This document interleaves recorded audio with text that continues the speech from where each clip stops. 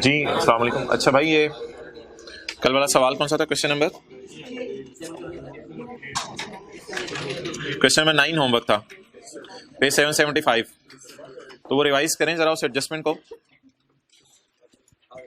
वैसे तो हो गया था ना सारा, जितना लोगों ने किया था भाई। ये होमवर्क किया करें। ये कितनी देर में हो जाता है ये? आधे घंटे में। साथ साथ पिछला लीज वगैरह रिवाइज और टर्म टेस्ट भी हो गया। जबरदस्त, सही चल रहे हैं आप लोग।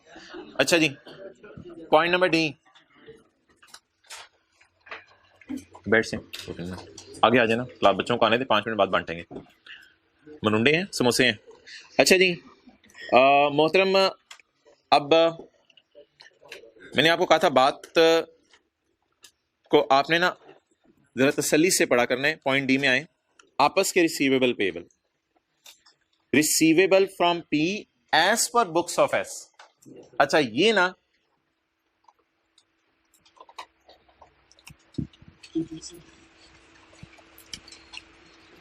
रिसीवेबल किसकी बुक्स में आ रहा है?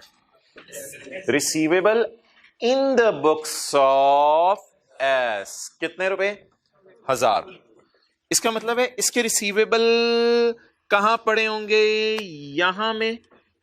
तो किस में कोई फिगर पड़ी हुई है? जरा बोलिएगा, किस में कोई फिगर पड़ी हुई है? 7000 में कोई फिगर पड़ी हुई है। डन? क्या गलत हो गया? उल्टा हो गया? अच्छा ठीक है, in the books of S. In the books of S S S मादरत। अच्छा बोलें जी, receivable in the books of S. किसकी बुक्स में रिसीवेबल पड़ा है? एस की बुक्स में रिसीवेबल पड़ा है। डन? अब आगे आ जाए। कितना पड़ा है वो छोड़े, कितना पड़ा है वो छोड़े। ओके,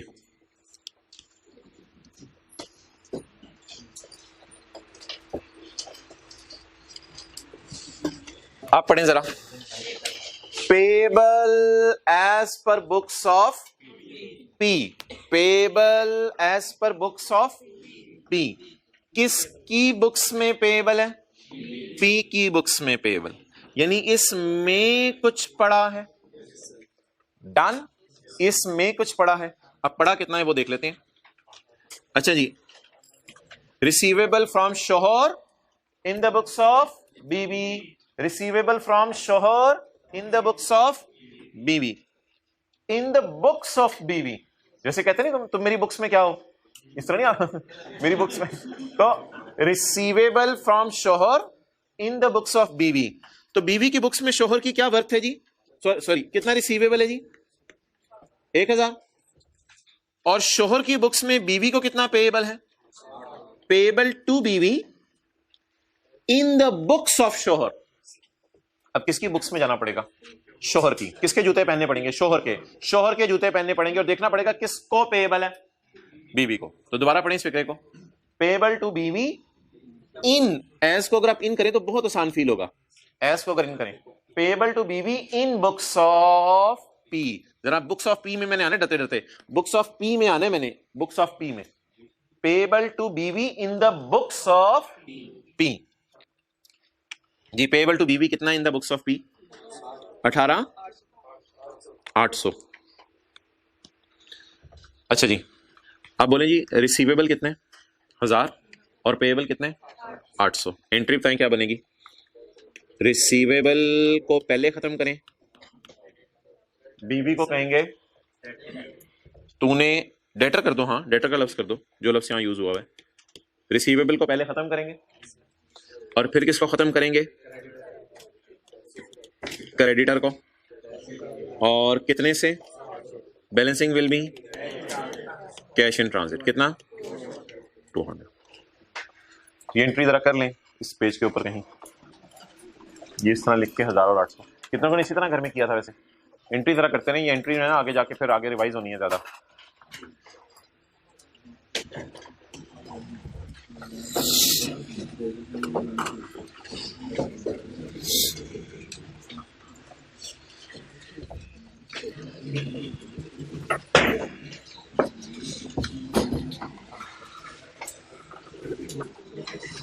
ओके, चलें जी आगे। हाँ जी,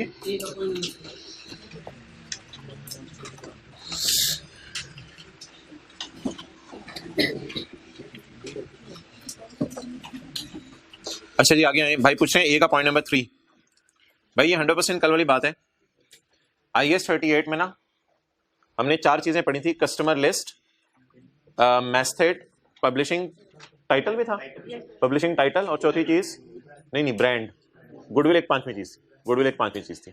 गुडविल की तो इधर डिस्कशन बिल्कुल अलग है। वो जो 4 चीजें हमने पढ़ी थी, क्या, method, publishing title, customer list और ब्रांड।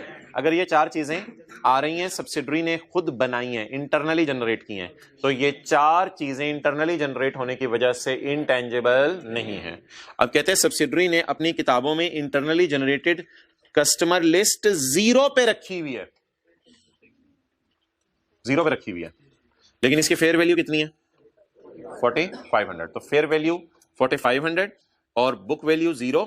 फेयर वैल्यू और बुक वैल्यू का डिफरेंस, रिवैल्यूएशन सरप्लस कितना आ गया, 4500। चलें जी आज वाली क्लास शुरू करें। भाई ये सफ़े बांध दो।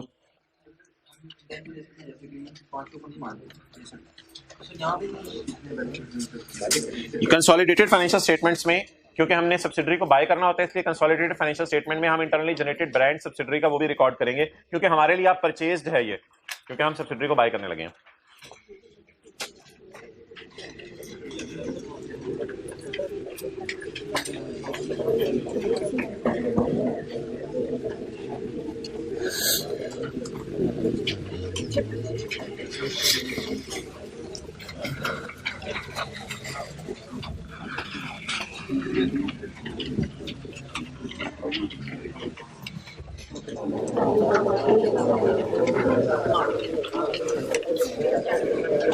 ओके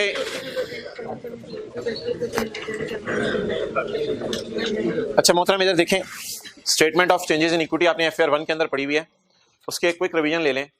मुझे बताएं, कंपनी प्रॉफिट कमाती रहती है, कमाती रहती है, कमाती रहती है, या बांटती भी है? बांटती भी है।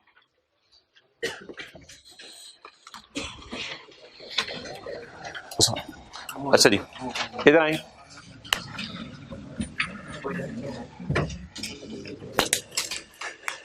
कोई एक कंपनी है, उसने 2011 के अंदर अपना कारोबार स्टार्ट किया, तो 2011 के अंदर प्रॉफिट आफ्टर टैक्स अर्न किया, 2011 के अंदर प्रॉफिट आफ्टर टैक्स अर्न किया,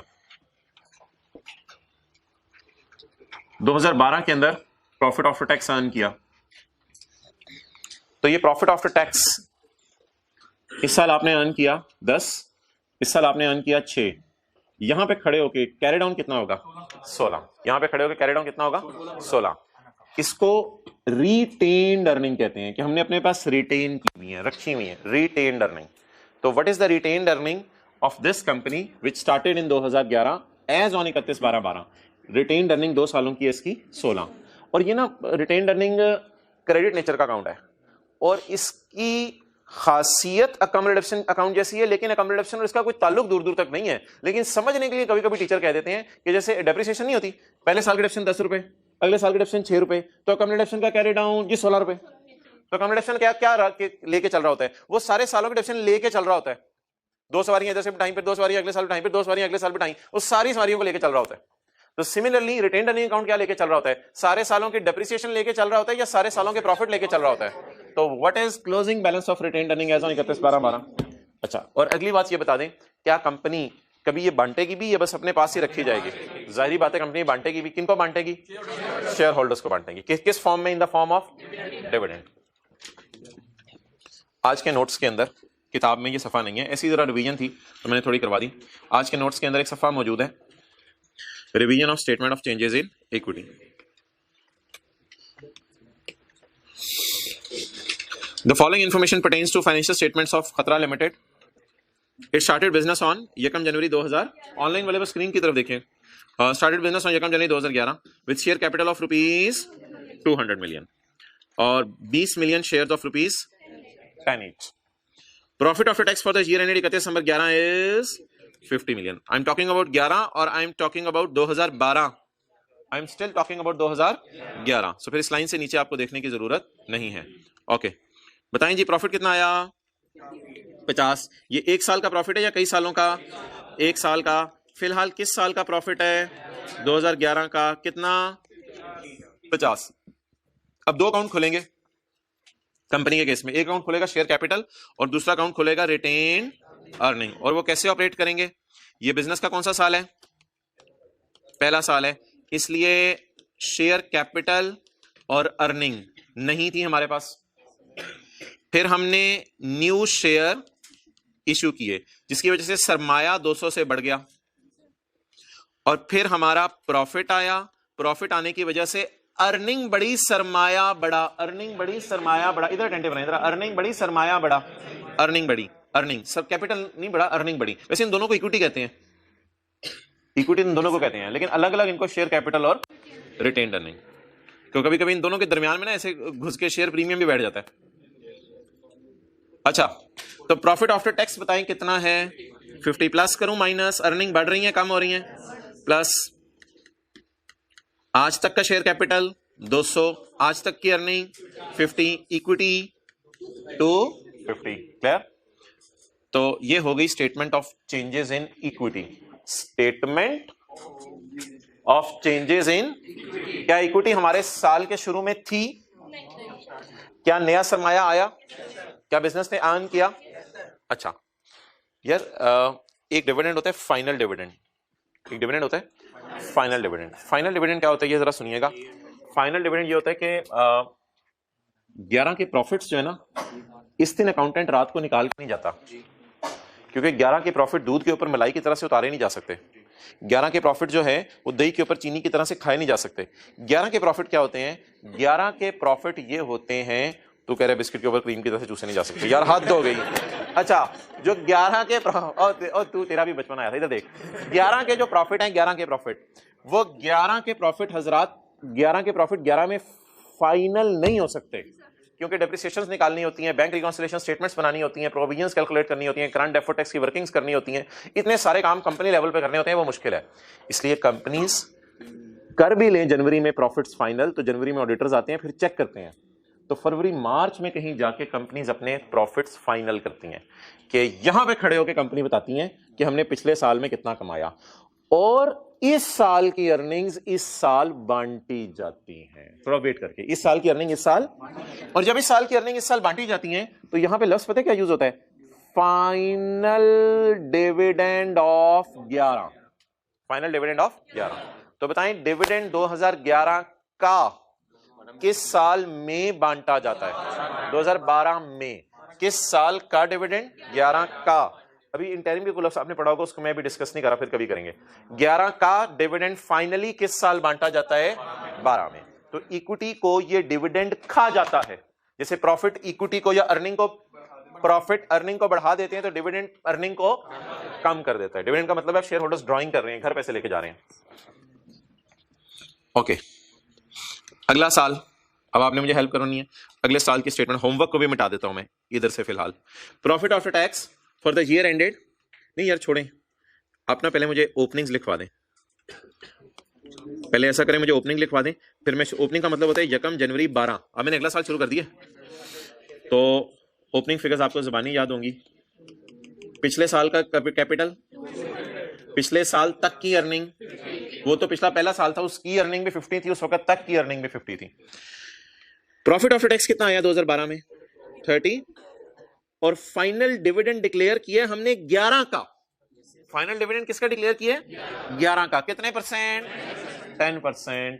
तो फाइनल डिविडेंड जो 11 का दिया है वो किस साल दिया? तो फिर रिकॉर्ड भी किस साल होगा? 12 में। तो अब एक बात पक्की ठक्की है, आपको हमेशा के लिए पता है, 11 का फाइनल डिविडेंड 12 में दिया जाता है। बोले, 11 का फाइनल डिविडेंड 12 में दिया जाता है, तो फिर रिकॉर्ड भी कब होगा? 12 में। यहां कोई एक्रूवल कॉन्सेप्ट नहीं है। आप कहेंगे कमाया पिछले साल, इस ये यहां एक कंफ्यूजन बच्चों के जहन में आती है कि कोई एक्रूवल या मैचिंग कॉन्सेप्ट लगाने की कोशिश करें। नहीं मोहतरम, इसका जवाब IAS 37 में आपको दिया जाएगा। IAS 37 में इस बात का जवाब दिया जाएगा। तो फिलहाल जो आपने FR1 में पढ़ा हुआ है उसी पे रहते हैं। 11 का डिविडेंड फाइनल किस साल बांटा जाता है? 12 में। अच्छा, एक सवाल अब आपसे है, डिविडेंड की परसेंटेज किसके ऊपर अप्लाई होती है? अब बच्चे ये समझते हैं डिविडेंड प्रॉफिट्स में से बांटा जाता है, तो परसेंटेज भी डिविडेंड की प्रॉफिट्स पे अप्लाई होती है। ये सबसे बड़ा ब्लंडर है। डिविडेंड की परसेंटेज याद रखिएगा हमेशा अप्लाई होती है शेयर कैपिटल में। इसमें शेयर होल्डर ये पूछते हैं कि हम घर से इतना लाए हैं, बताओ इस पे कितने परसेंट आप कमा के दे रहे हो हमें। तो इसलिए डिविडेंड की परसेंटेज लिख लें, शेयर कैपिटल पे अप्लाई होती है। शायद आपको पता होगा F1 में भी डिविडेंड की परसेंटेज शेयर कैपिटल पे अप्लाई होती है।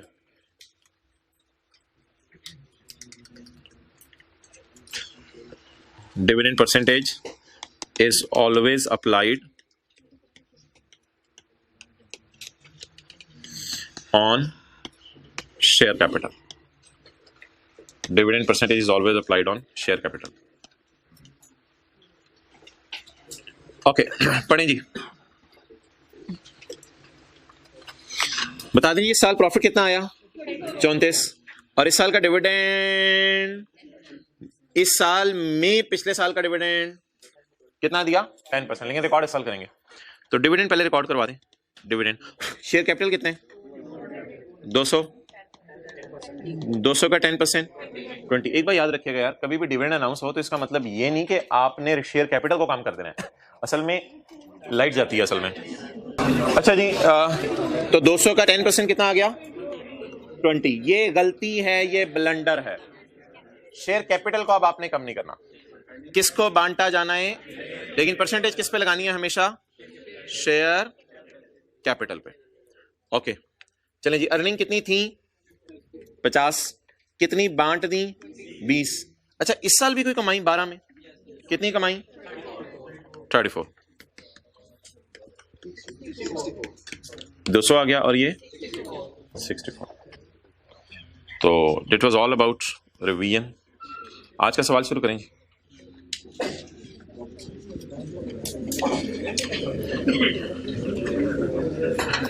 Page number 777, page number 778। The following summarized statement of financial position pertains to Alpha Limited. हाँ जी, क्या ना हो, हाँ ना दे, बिल्कुल कैपिटल में से नहीं दे सकते। The following summarized statement of financial position pertains to Alpha Limited and its subsidiary Delta Limited. Property plant and equipment, investment. कितने शेयर्स बाय किए हुए हमने डीएल के 2 मिलियन। शायद मैंने आपको कहा था कि आपकी नजर फौरन यहां जानी चाहिए जैसे ही ये लाइन पढ़े। देखिएगा इधर, पेरेंट ने सब्सिडरी को 340 में खरीदा, सऊदी किंग को 340 की पेमेंट की। ये पेमेंट जो सऊदी किंग को 340 की तो हमने कितने शेयर्स सब्सिडरी के बाय किए 2 मिलियन। सब्सिडरी के टोटल शेयर्स कितने हैं वो बता दें कितने हैं। 250 को डिवाइड करेंगे 100 से, 2.5 मिलियन शेयर। 2.5 टोटल शेयर्स हैं किसके, सब्सिडरी। 2.5 टोटल शेयर्स हैं सब्सिडरी के, उसमें से हमने कितने बाय कर लिए 2 मिलियन। तो बता दें 2 divided by 2.5 into 100 is equal to, इसका मतलब है पेरेंट ने सब्सिडरी को कितने परसेंट बाय कर लिया है 80% बाय कर लिया। चलें जी, parent has bought 80% of subsidiary. Paid to Saudi king on नीचे सवाल में पहले लाइन देख के बताएं। ऑन यकम जुलाई 13, ऑन यकम जुलाई 13। ओके ठीक है, सारी फिगर्स उतार लें, सवाल नीचे पढ़ लेते हैं।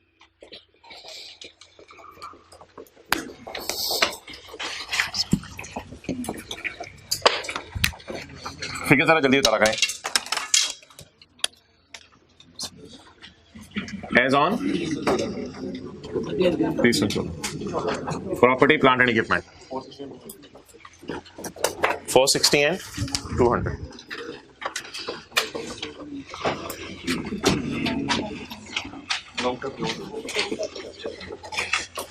इन्वेस्टमेंट 340।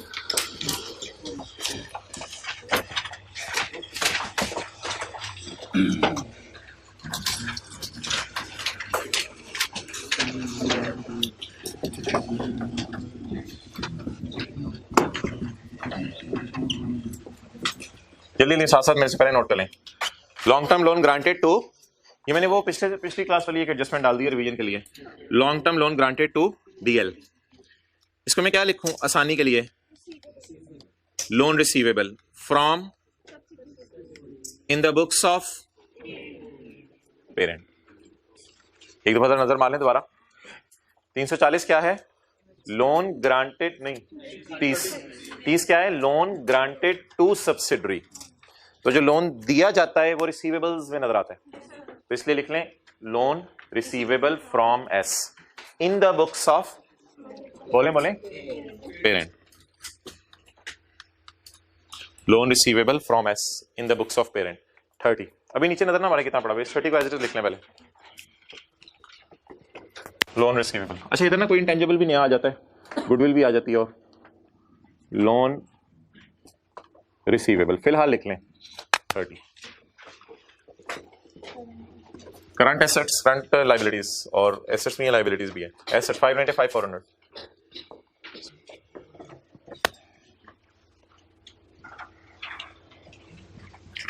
$595 और 400। शेयर कैपिटल और retained earning,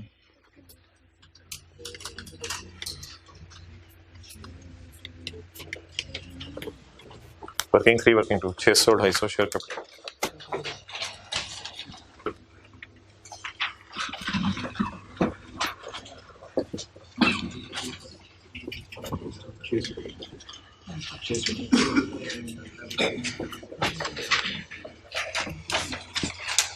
$325 $230।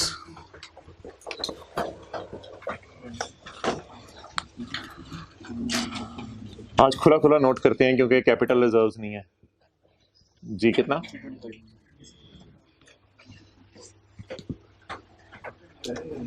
Working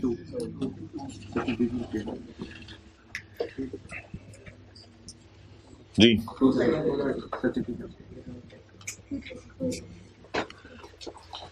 long term loan 200 और 30। अच्छा ये देखें,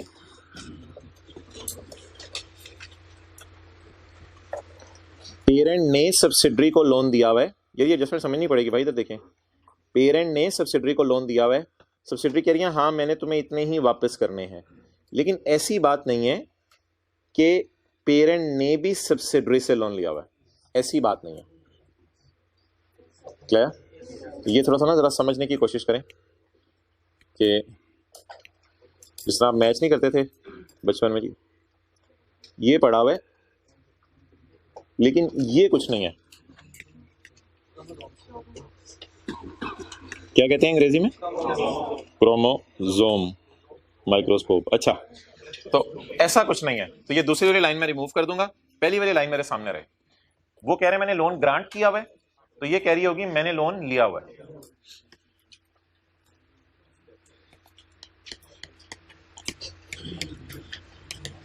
लोन पेएबल टू पी, लेकिन फिलहाल इसको लिख देते हैं, 200 जमा 30।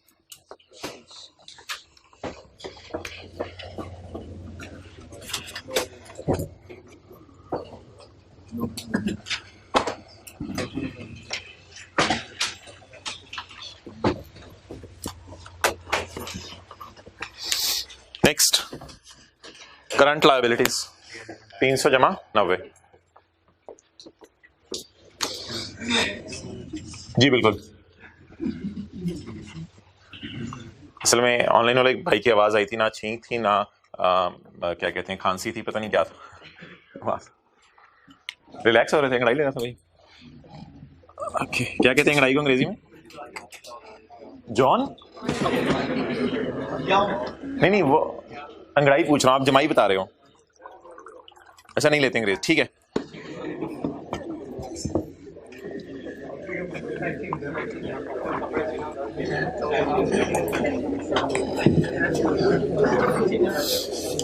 पॉइंट 1, पेरेंट ने एक्वायर किए इन्वेस्टमेंट इन डीएल ऑन जकम जुलाई 13। कितने साल पहले?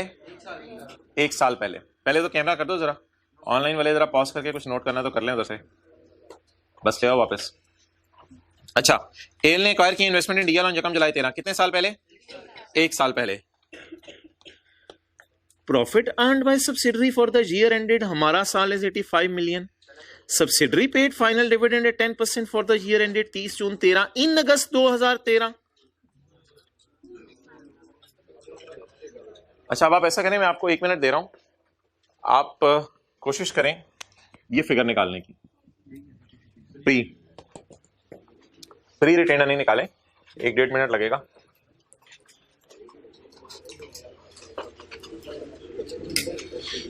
एक फॉर्मेट सा जहन में रख लें ताकि आपको रिवर्स वर्किंग आसान हो करनी। एक फॉर्मेट सा जहन में रख लें, आज खतरा लिमिटेड वाला जो दूसरा साल था, एक फॉर्मेट सा जहन में रख लें ताकि आपको वर्किंग करनी आसान हो।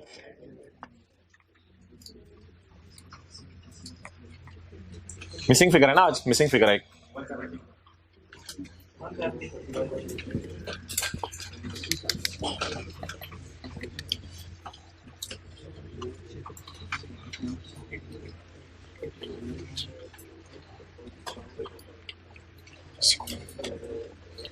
अच्छा जी, आज आप सबसे पहली बात सवाल पे ये लिखें पॉइंट 1 के साथ कि सब्सिडरी की acquisition date retained earning, subsidiary acquisition date retained earning missing, subsidiary acquisition date retained earning missing.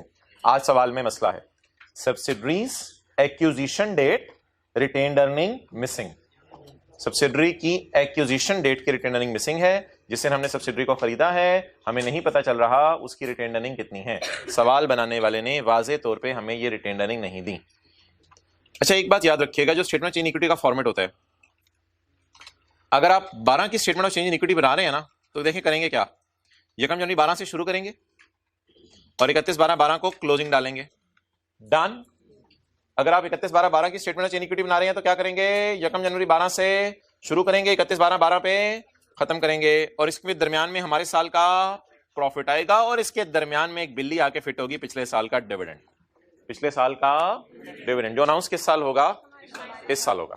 तो statement of changes in equity का फॉर्मेट जरा पक्का रखें। इसमें जो येलो वाली लाइंस हैं उनको मुझे एक्सप्लेन करने की जरूरत नहीं, क्योंकि वो बहुत आसान है। 12 की स्टेटमेंट चेंज इन इक्विटी बनाने के लिए यकम जनवरी 12 का बैलेंस चाहिए, 31/12/12 का बैलेंस चाहिए, और प्रॉफिट है 12 का। सिर्फ एक चीज है पिछले साल की, that is dividend. Clear? Okay, अब आप आए सवाल की तरफ वापस। मुझे बता दें कि मैंने इसको बाय किस दिन किया है, यकम जुलाई, इसलिए मुझे रिटेन्ड अर्निंग भी किस दिन की चाहिए सब्सिडरी की, 30 जून 13, हाँ ये यकम जुलाई 13 की। लेकिन अनलकीली मुझे गिवन किस दिन की है, मुझे गिवन किस दिन की है, 30 जून 14 की, कितनी, 230, और मुझे चाहिए किस दिन की, 30 जून 13 की। क्लियर? तो मैंने 30 जून 14 की रिटेन्ड अर्निंग को यूज करते हुए जाना है 30 जून 13 की रिटेन्ड अर्निंग पे। क्लियर? उसके लिए मैं एक वर्किंग करूंगा, वही जो भी आपके सामने की थी। अच्छा, ये वर्किंग 5 भी ना हमारी एक पेट वर्किंग है, ये आने वाले दिनों में हमने सीखनी है। ठीक है, तो वर्किंग 5 मैं लिख के क्रॉस कर रहा हूं, मैं आज कोई भी वर्किंग 5 नहीं करूंगा, तो आज जरा मैं आगे की थोड़ी बातें कर रहा हूं, आने वाले दिनों में हम वर्किंग 5 करेंगे। लेकिन ये जो वर्किंग है ना, ये आज एक नई डाल लें, वर्किंग 6। इसका ऑब्जेक्टिव होगा मिसिंग फिगर्स निकालना, मिसिंग रिटेन्ड अर्निंग्स वगैरह, मिसिंग प्रॉफिट्स भी हो सकते हैं, मिसिंग फिगर्स निकालना। ये वर्किंग 6 आज नई इंट्रोड्यूस हो रही है, वर्किंग 1 2 3 4 की तरह। अच्छा, फॉर्मेट इसका भी वही है थोड़ी देर पहले जो मैंने आपको बताया। अभी मैं सिर्फ रिटेन्ड अर्निंग का कॉलम बनाने लगा हूं, या शेयर कैपिटल का भी। अभी मैंने आपको सुबह से शेयर कैपिटल का कॉलम खतरा में दिखाया था, रिटेन्ड अर्निंग का कॉलम दिखाया था, सिर्फ किसका कॉलम बनाने लगा हूं, रिटेन्ड अर्निंग का। मुझे रिटेन्ड अर्निंग बैलेंस शीट में किस दिन की गिवन है, 30 जून 14 की। मुझे रिटेन्ड अर्निंग किस दिन की चाहिए, 30 जून 13 की। अगर ये डेट अच्छी नहीं लग रही तो यकम जुलाई 13 की रिटेन्ड अर्निंग चाहिए। मुझे प्रॉफिट चाहिए, हमारे 14 के साल का प्रॉफिट चाहिए, लेकिन डिविडेंड 30 जून 13 के साल का इसमें आएगा, डिविडेंड 30 जून 13 के साल के आएगा, लेस डिविडेंड फाइनल, जो कि किस साल का होगा, 2013 के साल का। किस साल में मिलेगा, 14 के साल में। और जिन्होंने टैक्स पढ़ा है उनको बड़ी क्लियरली पता है, यकम जुलाई 13 से 30 जून 14 ये पूरा साल बनता है। तो ये साल है, इसमें इसी साल का प्रॉफिट चाहिए होता है, लेकिन डिविडेंड पिछले साल का चाहिए होता है। ये फिगर क्वेश्चन में अवेलेबल है। ये क्यू का मतलब है क्वेश्चन, क्वेश्चन से उठा लें ये फिगर 230। मसला ये है कि जिस दिन सऊदी किंग ने इनको बेच के गया था तो उस वक्त की हमें रिटेन अर्निंग सवाल में अवेलेबल नहीं है। प्रॉफिट 85, 14 के साल का, 14 के साल का लिखा हुआ है उसने 85। अच्छा मुझे एक चीज बताएं आप कि डिविडेंड की परसेंटेज किस पे लगती है? शेयर कैपिटल पे। और ये सारी बातें किसकी हो रही हैं? सब्सिडरी की। तो सब्सिडरी का शेयर कैपिटल कितना है? अभी इस बहस से बाहर आ जाएं कि पेरेंट का इसमें कितना हिस्सा है, एनसीए का इसमें कितना हिस्सा है। अभी तो हम टोटल सब्सिडरी की बात करें तो सब्सिडरी का शेयर कैपिटल कितना है? 250 इंटू 10%, 25 का डिविडेंड। और किस साल में मिला? 14 के साल में। आपको पता है कि 13 के साल के प्रॉफिट, 30 जून 13 के साल के प्रॉफिट, 30 जून 13 का साल खत्म होने के बाद आपको पता है 1 जुलाई 13 से अगला साल शुरू हो चुका है। 1 जुलाई 13 से अगला साल शुरू हो चुका है। तो जुलाई अगस्त, ये जो अगस्त 2013 बन रहा है ये हमारे वाला साल ही बन रहा है। तो हमारे साल में 30 जून 14 के साल में यहां आएगा ना 1 अगस्त 13। तो हमारे साल पिछले साल का क्या मिला? डिविडेंड मिला। कितना जी? 10%। लेकिन इसको पकड़ के किस पे लगाना पड़ेगा? Share capital. कितना आ गया जी? 25। अब इट इज एक्स, ये फिगर हमने मालूम करनी है। तो इसका तरीका क्या होगा? जब भी रिवर्स वर्किंग करनी है तो 230 माइनस 85 प्लस 25 बैलेंसिंग।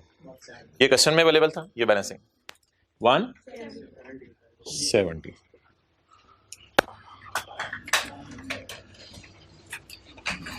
वर्किंग 6 170 के साथ क्या लिखेंगे? बड़ा रोला है, बड़ा रोला है आज। और पिछले सवालों में जाके घर जाके जितने सवाल हमने 9-10 किए हैं हर सवाल में प्री के ऊपर उंगली रख के कहेंगे अल्हम्दुलिल्लाह, शुक्र है तू पहले ही मौजूद थी पिछले सारे सवालों में। लेकिन आज वाले सवाल में 170 पे उंगली रख के कहेंगे इससे पहले नहीं ये रोलती थी, आज ही इस प्री रिटेन अर्निंग ने रोला है। नहीं रोल गई नहीं, हमें रोला है। ये प्री रिटेन अर्निंग नहीं रोली, इसने हमें रोला है। ये देखें रोलना हमारा। ओ भाई तू नहीं देख रहा रोल रहे हम जी। सवाल अगर 2 साल पीछे लाके छोड़ेगा तो 2 साल उसकी जान ले लेंगे। आने तो 2 सवाल आगे, बस आते रहो आप, keep attending classes. Okay so किस रिटेन्ड अर्निंग से किस रिटेन्ड अर्निंग की तरफ पहुंचे? 30 जून 14 वाली से 30 जून 13 वाली की तरफ पहुंच गए। दरमियान में प्रॉफिट्स आते हैं और दरमियान में डिविडेंड्स आते हैं। अब और कोई मकसद नहीं है इसका। अब मैं वर्किंग 6 चाहूं तो मिटा सकता हूं, और कोई मकसद नहीं है। बस इसकी डबल एंट्री मुझे करवा दें। रिटेन्ड अर्निंग मिसिंग थी किस दिन की? 1 जुलाई 13 की। कितनी? 170। जी जी जी नहीं स्टेटमेंट फॉर्म में जरूरी नहीं, टी अकाउंट फॉर्म में भी कर सकते हैं। लेकिन आने वाले दिनों में चाहता हूं मैं आपका लेवल स्टेटमेंट फॉर्म का हो। आगे आ जाए जी।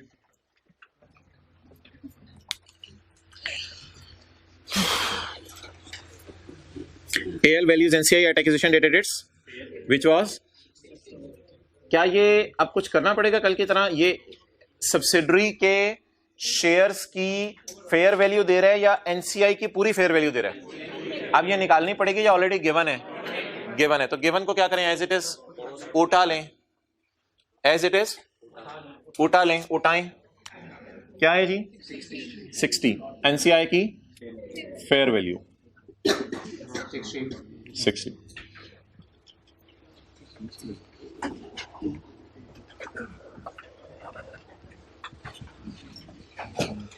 पर शेयर तो नहीं दी हुई ना कि कल वाला काम करें, टोटल दी हुई है।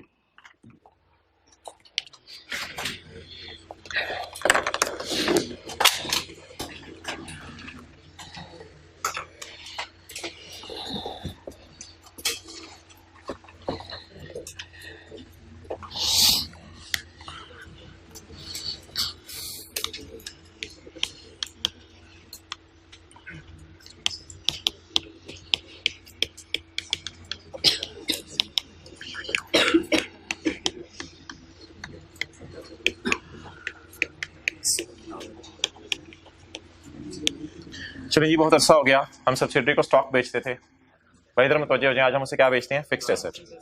P sold plant having BV of 200 for 300।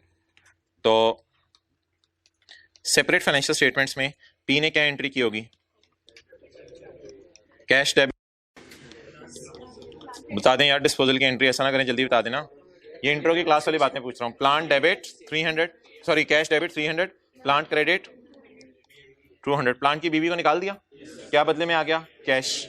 और बैलेंसिंग फिगर क्या आ गया? गेन। ये आपस का गेन मुझे तो लग रहा है। कितने लोगों को फील हुआ था? एकदम 100 मैंने लिखा था, ये आपस का गेन है। नहीं फील हुआ था, बोलने से फील। ये सेपरेट फाइनेंशियल स्टेटमेंट्स हैं। ये कौन सी? अभी अभी कंसोलिडेशन का आपका मिजाज नहीं बना, 10-12 क्लासें जब हो जाएंगी फिर मिजाज बनेगा, फिर पता चलेगा 2 रह गई हैं। ओके तो अब बता दें जी, आपस का गेन है। क्या पेरेंट ने सब्सिडरी को फिक्स्ड एसेट बेचा है या पेरेंट ने किसी थर्ड पार्टी को बेचा है? पेरेंट ने किसको बेचा है? सब्सिडरी को। सब्सिडरी ने क्या एंट्री की होगी? हिम्मत करके बोलें, सही तरीके से बोलें, सादा सी बात बोलें। प्लान डेबिट कितने रुपए से? 300 रुपए से। तो खरीदने वाले ने तो आसान सी एंट्री की होगी ना, तो बेचने वाला बड़ी मुश्किल सी एंट्री करता है। टीचर शुरू के दिनों में खरीदने वालों की एंट्री आपको पहले करा देते हैं, वो जरा आसान होती है। तो बेचने वाले ने ये एंट्री की होगी और खरीदने वाले ने ये एंट्री की होगी। अब अगर ये ट्रांजैक्शन ना होती तो ये एसेट किताबों में कितने का पड़ा रहता? ओवरऑल दोनों की बुक्स में अगर मैं बात करूं, दोनों एक हैं, तो ये एसेट किताबों में कितने का पड़ा रहता? 200 का। अब दो मसले हैं। नंबर 1, बेचने वाले ने गेन रिकॉर्ड कर लिया और खरीदने वाले ने 100 से ज्यादा रिकॉर्ड कर लिया। अब खरीदने वाला 200 तो डेप्रिशिएट कर रहा होगा, लेकिन 200 जमा 100 300 डेप्रिशिएट कर रहा होगा। 200 पे हमें एतराज नहीं होगा, 200 डेप्रिशिएट होता ही रहना था। अगर वो इसके पास भी पड़ा रहता तो 200 डेप्रिशिएट होता ही रहना था। अब आप बता दें जी, मसला क्या किया बेच। आपको पता है ना, एक की किताबों में दूसरी किताबों में हम सेम फिगर देख के फिर बात को समझते हैं। तो दोनों की किताबों में 100 और 100 रुपया देख रहा हूं। तो खरीदने वाले ने क्या मसला किया कि 100 रुपए का महंगा डेबिट कर लिया, और उसने करना था, कोई इसने ब्लंडर नहीं किया। लेकिन मैं कंसोलिडेशन के एंगल से बातें कर रहा हूं, मैं सेपरेट फाइनेंशियल स्टेटमेंट से बाहर निकल आया हूं। तो खरीदने वाले ने 100 रुपए का महंगा रिकॉर्ड किया और बेचने वाले ने 100 रुपए का महंगा करके प्रॉफिट रिकॉर्ड कर दिया। तो क्या मैं ये कह सकता हूं कि सीआरई में 100 पड़ा है? यस सर, पड़ा है। पेरेंट रिटेन्ड अर्निंग में ये प्रॉफिट पड़ा है। बेचा किसने? पेरेंट ने। प्रॉफिट किसने रिकॉर्ड किया? पेरेंट ने। पेरेंट का प्रॉफिट पीआरई यानी सीआरई में पड़ा है। और खरीदा किसने? महंगा किसने रिकॉर्ड किया? सब्सिडरी ने। तो पीपी के अंदर जो 300 आ रहा होगा वो हाई प्राइस के ऊपर आ रहा होगा। क्लियर? तो क्या करना पड़ेगा? आपस का गेन उल्टाना पड़ेगा। आपस का गेन उल्टाना पड़ेगा। कंसोलिडेशन पर्पस के लिए दोनों के दरमियान में मैं कर रहा हूं। कंसोलिडेशन पर्पस के लिए मैं क्या एंट्री करूं? एंट्री बोलें, जल्दी बोलें, एक्सेलेंट, जल्दी बोलें। Other income debit. सर ये अदर इनकम कहां से आ गई? ओ भाई नहीं तो फिर इधर लिख ले अदर इनकम। ये अदर इनकम में ही जाता है ना गेन, तो सेल में तो नहीं जाता। गेन कहां जाता है? अदर इनकम में। कितना? 100। ठीक है जी। तो इस 100 में मसला है और इस 300 में जो 100 पड़ा हुआ है उसमें मसला है। इन स्काई ब्लूज में मसला है। तो एंट्री जल्दी जल्दी बता दें यार, आज खुद ही बता दें। अदर इनकम डेबिट और plant credit. Clear? Other income debit, plant credit. कितने से? 100 रुपए से। लेकिन सबर अगली एंट्री भी होगी। अभी वो सीआरई मुझे पता है, इसको मैं ब्रैकेट में करके वो कर लूंगा, इसको बाद में गोद ले लेंगे, छोड़ें इसको। अभी मुझे ये बताएं, अगली एंट्री भी होगी किसकी? डेप्रीसिएशन की। ये सब्सिडरी के एसेट्स को रीवैल्यू किया जा रहा है या कोई डिफरेंट बातें आज हो रही हैं? डिफरेंट बातें हो रही हैं। पेरेंट ने सब्सिडरी को प्लांट बेचा है, तो अगला मसला ये होगा कि अगर ये पेरेंट के पास ही रहता तो कितने पे डेप्रिशिएट होता? फिलहाल कितने पे हो रहा होगा? कितने पे ज्यादा डेप्रिशिएट हो रहा होगा? 100 पे। तो डेप्रिसिएशन को उल्टाना पड़ेगा। इतनी लंबी लॉजिक तो पेपर में याद नहीं रहती, सादा लॉजिक दे दी थी, एसेट कम हो रहा है तो डेप्रिसिएशन कम कर दो। इतनी लंबी लॉजिक तो पेपर में याद नहीं रहती, सादा सी डेप्रिसिएशन याद रहती है। एसेट कम हो रहा है तो डेप्रिसिएशन कम करने की entry plan debit, depreciation expense, credit. Consolidation में जितना कहा जाएगा उतना सोचना है, उससे ज्यादा नहीं सोचना। अच्छा, ये एंट्री कब से कब तक होगी? ओह नहीं यार, date of acquisition of subsidiary क्या हो गया? Date of acquisition of subsidiary नहीं होता, यहां तो देखा जाएगा पेरेंट ने सब्सिडरी को बेचा कब। हो सकता है पेरेंट ने सब्सिडरी को कहीं मिड में बेचा हो, कभी भी बेचा हो। तो date of sale of asset से लेके बोले डेट ऑफ कंसोलिडेशन तक। लेकिन लाइफ्स वगैरह नहीं दी हुई, इसलिए फिलहाल मैं फिगर्स को एक्स करके लिख रहा हूं। चलें जी, ये कॉन्सेप्ट है आज का। कॉन्सेप्ट की हेडिंग अगर आपने देनी है sale of fixed asset, sale of fixed asset. आप पहले ऊपर वाला नोट कर लें, फिर मैं नीचे वाला आपको शो कर देता हूं।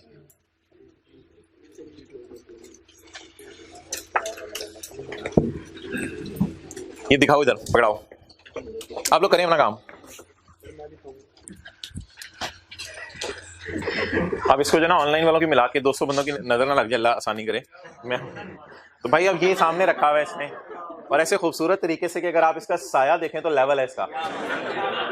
तो अब ये कहां से पढ़ाया जाना है मेरे से?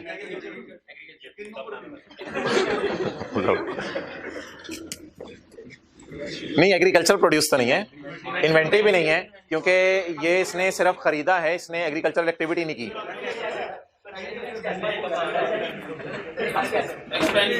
बस सारी बातें छोड़े, ये मैंगो है, बस चुप। चलें,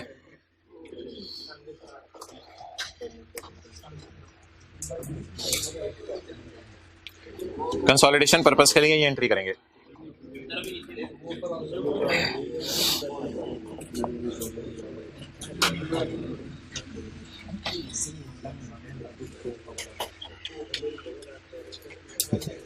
अच्छा, क्या बोल रहा था अभी तू? अपने से बातें कर रहा था, कुछ बोला अभी तू? हाँ हाँ बोले, अभी मुझे आवाज आ गई यहाँ तक। हाँ आई है ना आवाज? अस्सलाम वालेकुम भाईजान। यार कीर होगी यार, सही तो बैठ जा, सर्दी सर्दी से कब बच के आता है। देख तूने कान पूरे कवर किए हुए, टोपी से स्वेटर पहना नहीं हुआ, ये मिसमैच क्यों है? आगे आ जाओ, आ जाओ, आ जाओ, आ जाओ, आ जाओ, आगे आ जाओ।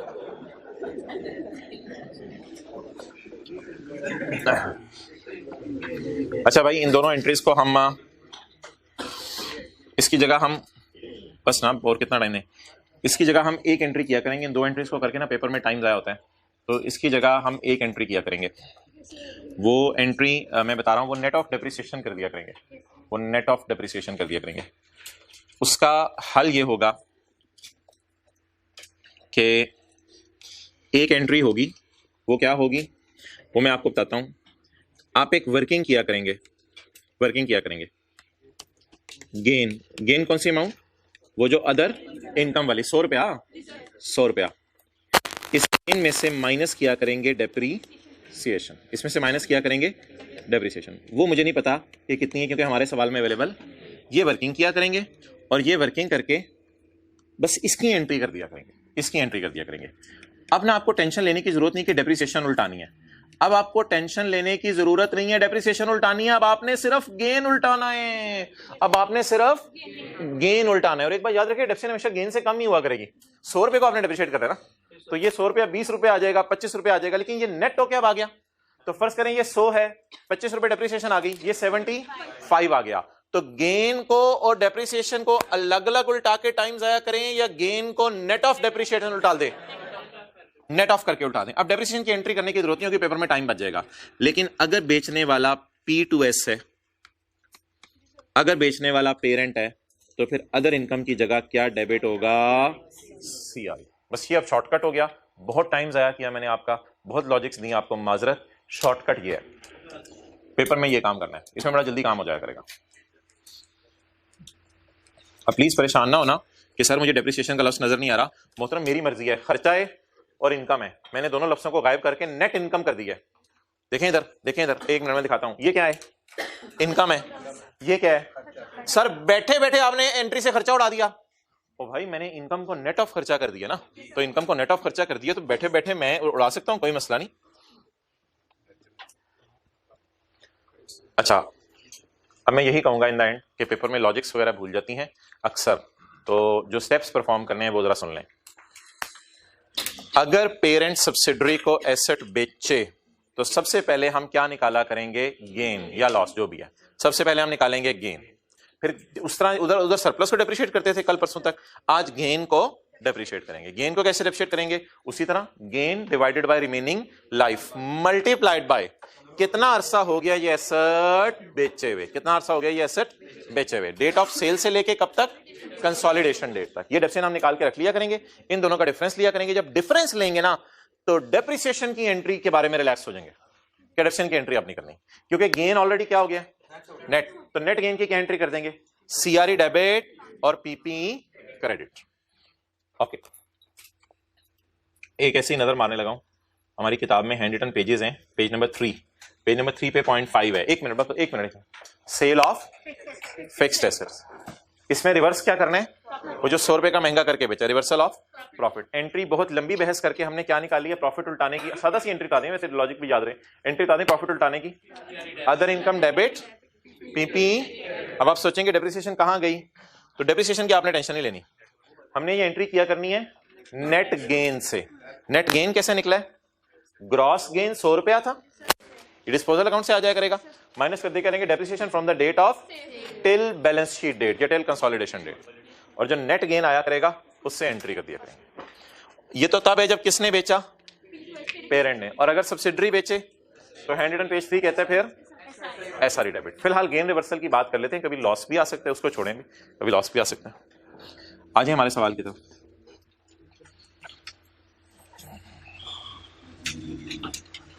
कोई बात अगर आपको किसी में डाउट रह गया तो छोड़ें, पर खैर है, अभी सवाल कर लेते हैं। इस पॉइंट में इससे ज्यादा ना सोचिएगा जितना तय है। 31 March 2014, what is the date of sale, 14। What is the date of consolidation, कितने महीने, अप्रैल मई जून। अगर महंगा बेचा, फर्ज करें अगर सवाल में महंगा बेचा, तो कितने अरसे से महंगा फंड डेप्रिशिएट हो रहा है, 3 महीने से। कितने महीने से महंगा फंड डेप्रिशिएट हो रहा है, 3 महीने से महंगा फंड डेप्रिशिएट हो रहा है। अब पहले देख लेते हैं कि महंगा बेचा है या सस्ता बेचा है, फिर आगे चलते हैं। डिस्पोजल अकाउंट आपने जहां मर्जी बनाए, रफ वर्किंग में बनाए, वो मुझे उसकी टेंशन नहीं है, बस मैं डिस्पोजल अकाउंट से मुझे गेन लॉस निकाल दें ताकि मैं फिलहाल मेन वर्किंग की तरफ मूव करूं। चलें जी, डिस्पोजल अकाउंट, कॉस्ट 40 और अकामुलेटेड डेप्रिसिएशन। वर्किंग का नंबर कौन सा होगा, 7 होगा। वैसे तो 7 की भी बुकिंग हुई भी है किसी और टॉपिक के लिए कंसोलिडेशन के साथ मिला के, लेकिन चलें खैर है। Working number 7, working number 7। पहले जरा डिस्पोजल अकाउंट बना दें, डिस्पोजल अकाउंट जी। कॉस्ट कितनी है, 40 एसेट की बेचने वाले। अकामोडेशन, क्या कोई मुझे बता सकता है कि बेचने वाले की बुक्स में एसेट डेप्रिशिएट करने के बाद सिर्फ कितने का रह गया हुआ था, 10 रुपए का। तो बेचने वाले की बुक्स में एसेट पड़ा हुआ था 10 का, 10 वाला एसेट कितने में बेच दिया, 25, तो 15 का क्या आ गया, गेन आ गया। लेकिन इस तरह हम करते थे, कैश यहां लिखते थे और गेन आ गया 15 का, बैलेंसिंग। और ये गेन ले कहां गया होगा, बेचने वाला सेपरेट फाइनेंशियल स्टेटमेंट्स में। ये गेन बेचने वाला सेपरेट फाइनेंशियल स्टेटमेंट्स में कहां ले गया होगा, अदर इनकम में। अच्छा, अब वो जो पैटर्न हमने बनाया, हम गेन इधर लिख देंगे, डेप्रिसिएशन माइनस कर देंगे, इस तरह एंट्री कर देंगे। तो अब वो पैटर्न जरा फॉलो करना है आपने जी, बताएं जी, वो पैटर्न फॉलो करना है। गेन बोलें 15, डेप्रिसिएशन इसमें से नेट करें, डेप्रिसिएशन हमेशा माइनस किया करनी है, डेप्रिसिएशन नेट करें। 15 का गेन कितने सालों में खत्म करना है, 5 सालों में। लेकिन फिलहाल कितने महीने का मसला है, 3 महीने का। 5 साल से डिवाइड किया तो ये 1 साल की डेप्रिसिएशन आ गई, मुझे कितने महीनों की चाहिए, 3 महीनों की। 3/12, 0.75, 14.25।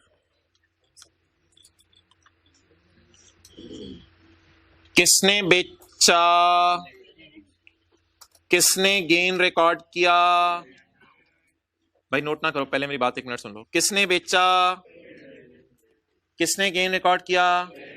वैसे गेन उल्टाने की पहले एंट्री बताएं, अदर इनकम डेबिट, और उसने महंगा रिकॉर्ड किया हुआ है तो महंगापन खत्म करने के लिए credit, other income debit PP credit. ये गेन उल्टाने की एंट्री, जरा मजा आ रहा है, गेन उल्टाने की एंट्री समझ आ रही है, यही बनती है। लेकिन बेचने वाला कौन है, इसलिए इसको काट के कर दें सीआरई डेबिट, अमाउंट 14 ये जनरल एंट्री बन गई। बस इस जनरल एंट्री को जाके पोस्ट कर देते हैं, सीआरई डेबिट पीपी क्रेडिट। देखें जी, पीपी क्रेडिट कितने से, और सीआरई डेबिट। ये ना P2S जो फिक्स्ड एसेट बिका है उसका प्रॉफिट क्या हो रहा है, रिवर्स हो रहा है। कितना? 14.25।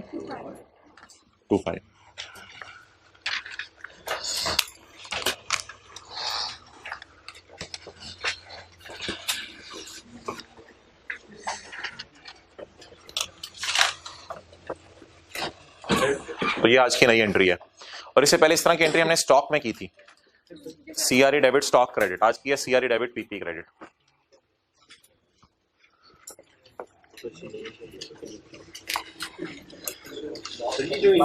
लॉस का मैं कराऊंगा इंशाल्लाह, मैं कराऊंगा। ये हम पॉजिटिव में लिखेंगे, एंट्री को बदल देंगे, एंट्री को बदल देंगे।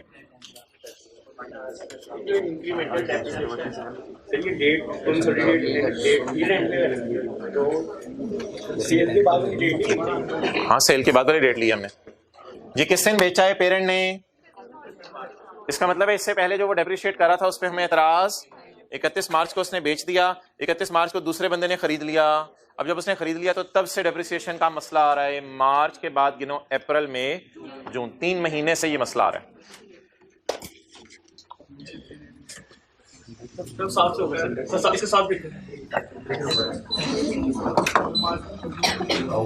माल्टो के छिलकों की खुशबू कैसे आ रही है? अभी तो उसने खोला ही नहीं। अच्छा, ओके, चलें होमवर्क के सवाल में अब आपने ट्राई करना है। होमवर्क के सवाल में इस तरह की एडजस्टमेंट होगी। स्टेप्स बता दें। डिस्पोजल अकाउंट बना के गेन लॉस निकाल लें। गेन को नेट करना है किससे? लेकिन डेप्रिसिएशन में ना डेट ऑफ एक्विजिशन से डिडक्शन नहीं निकालनी जब फिक्स्ड एसेट बिका है। गेन उल्टाने की entry other income debit PP credit, लेकिन अदर इनकम की बजाय सीआरई। तो ये हमारी मेरे ख्याल से सबसे आसान एडजस्टमेंट थी। ओके,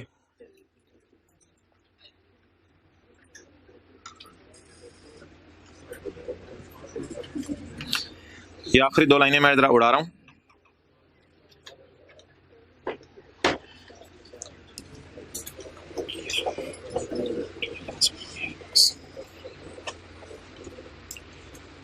डीएल कौन है?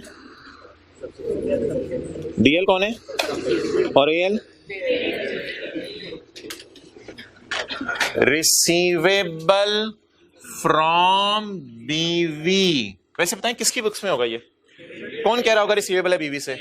In the books of parent, receivable from बीवी इन, एस को मैंने क्या इन लिख लिया, करें जरा आसान होता है समझ। रिसीवेबल फ्रॉम बीवी इन एएल बुक्स। अच्छा, एएल बुक्स का पता क्या मतलब है? अब ये यहां से देख रहे हैं। अच्छा, रिसीवेबल फ्रॉम बीवी इन एएल बुक्स। एएल बुक्स में जो रिसीवेबल्स पड़े हुए हैं उसमें बीवी से रिसीवेबल पड़ा हुआ है। इस 595 में मसला है। मसला कितने?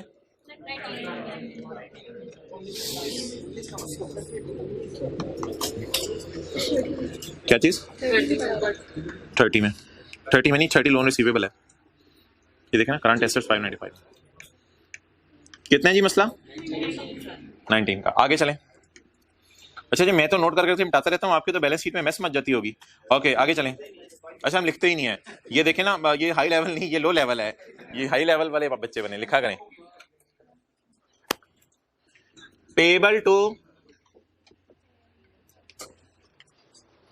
वैसे मेरी अंडरस्टैंडिंग है कि जितना टीचर पढ़ाता है ना उतना आपको पढ़ना ही पड़ता है। अगर आप टीचर के पढ़े हुए में से भी फिल्टर लगाएंगे ना तो फिर अगला फिल्टर आपको पता है वो पहले ही तैयार है। तो ये जो आप खुद फिल्टर लगाते हैं ना, कभी छुट्टी करके कभी लेट आके, तो ये वाले फिल्टर मरवाते हैं। अच्छा, payable to parent, payable to parent, payable to शोहर इन बुक ऑफ। अच्छा, बुक्स किसकी देखनी है आप? सब्सिडरी की। बुक्स किसने देखनी है? बीवी की बुक्स में पेबल आ रहा है किसको? कितना? 12। अच्छा, शोहर ये कह रहे हैं कि मैंने तुमसे 19 मिलियन लेने हैं। बीवी कहती है सरताज मैंने तुम्हें 12 देने हैं बस। शोहर ने कहा भाई क्यों रे? तो क्या तुझे क्या मसला रे? मैं जब कह रहा मैंने 19 लेने, तू क्यों कह रही मैंने 12 देने? ओके, आज मोहतरमा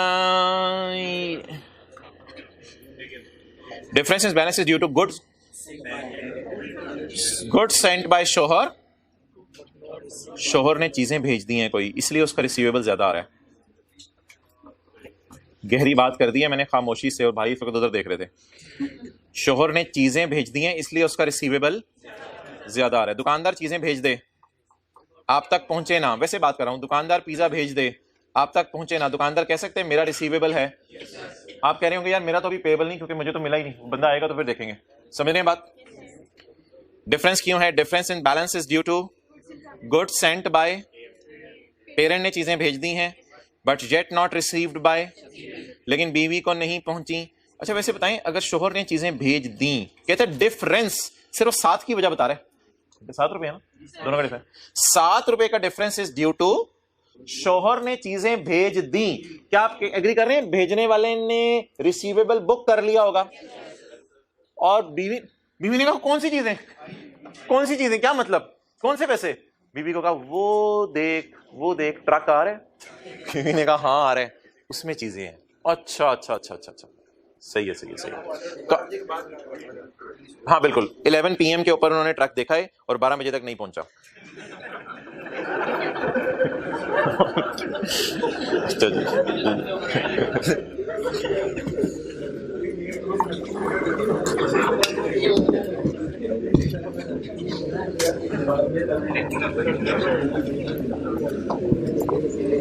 Difference in balance is due to goods sent by AL but yet not received by at। अच्छा आपको क्या बताया हुआ है? पहले रिसीवेबल को खत्म किया करें या पहले पेएबल को? रिसीवेबल को खत्म करें। Working number 8, working number 8। अच्छा बताएं जी, एंट्री को सोच के बता दें यार, बिल्कुल आसान सी एंट्री है कल वाली।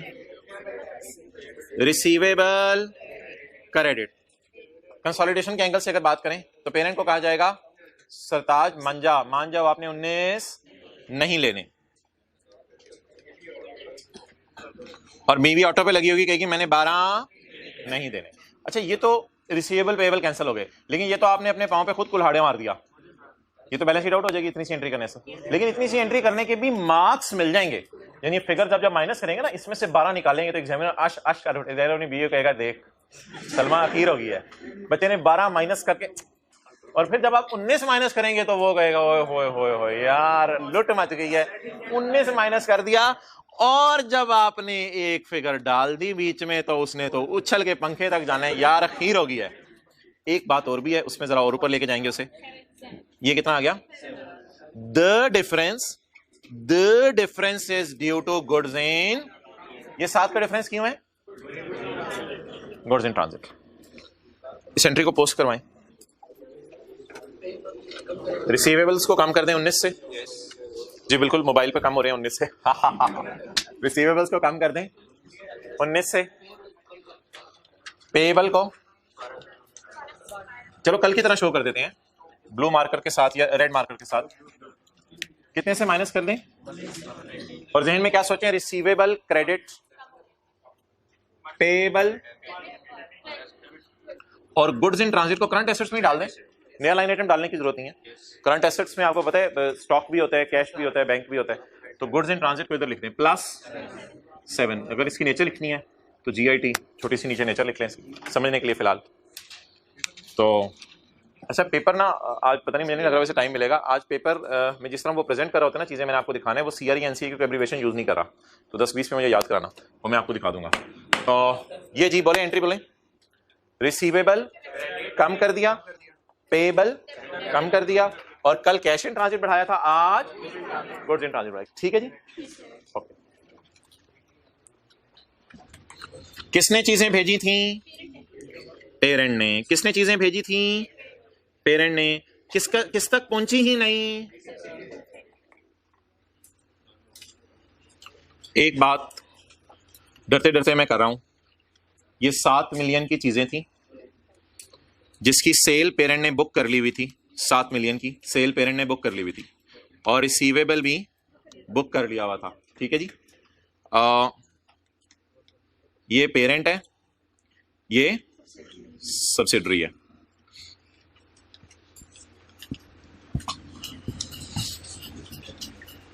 ट्रक है, इसका मुंह सब्सिडरी की तरफ है, जा किस तरफ रहे?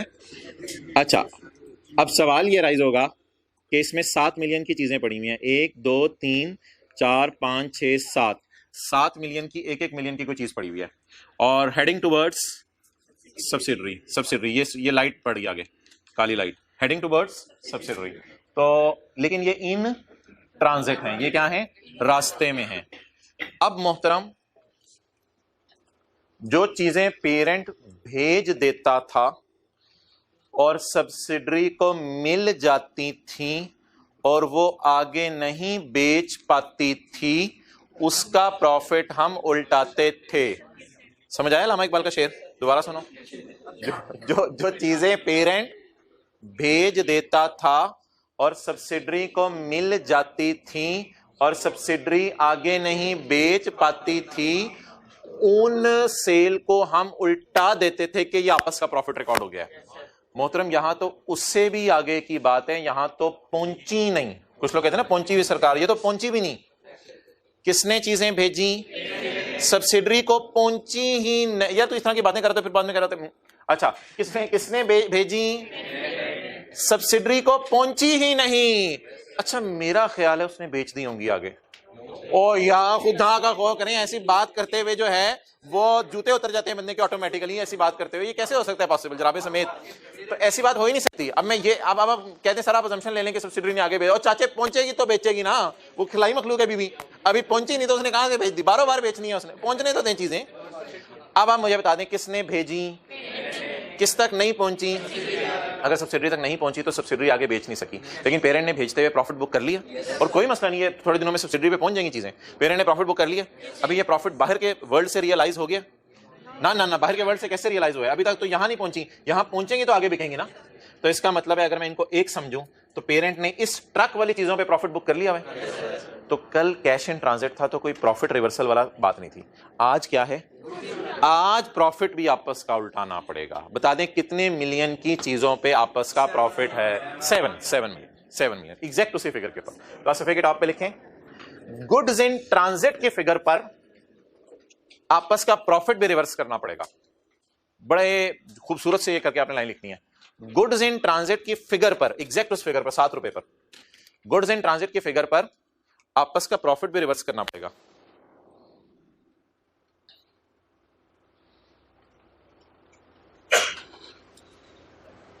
और छोटा सा लिखें, because these are unsold by S.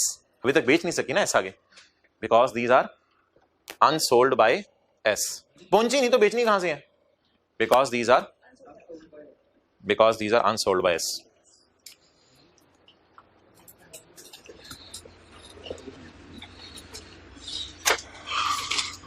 नहीं भाई, इस तरह लिखना ना, बिकॉज।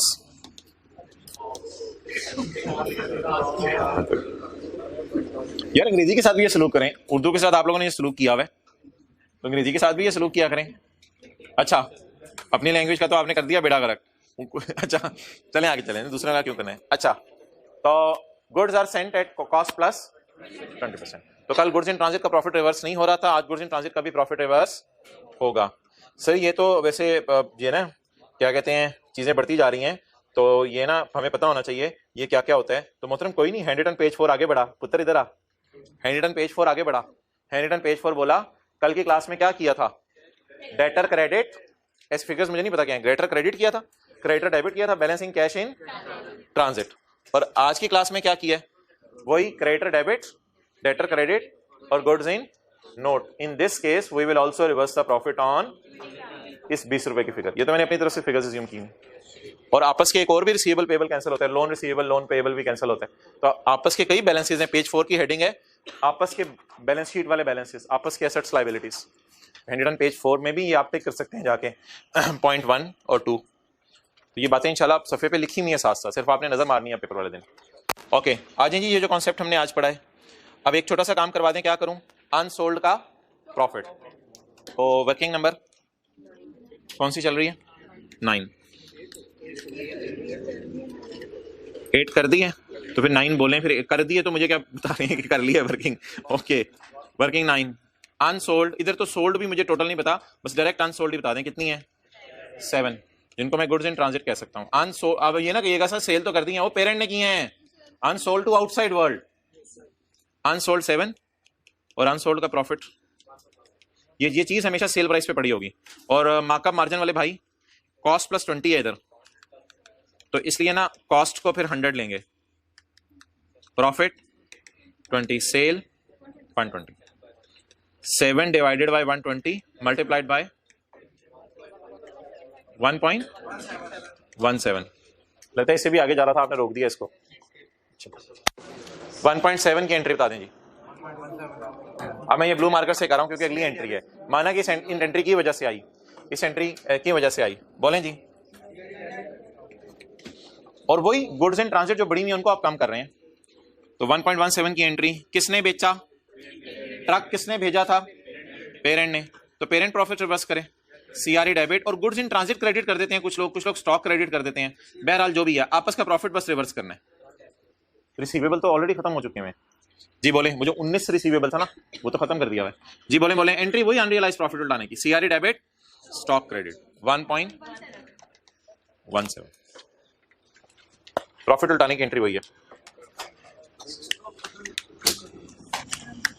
ये भी भाई P2S है लेकिन ये स्टॉक है, सीआरई डेबिट और गुड्स इन ट्रांजिट या स्टॉक क्रेडिट कितने से? 1.7 का प्रॉफिट। सब्सिडी के पॉइंट ऑफ व्यू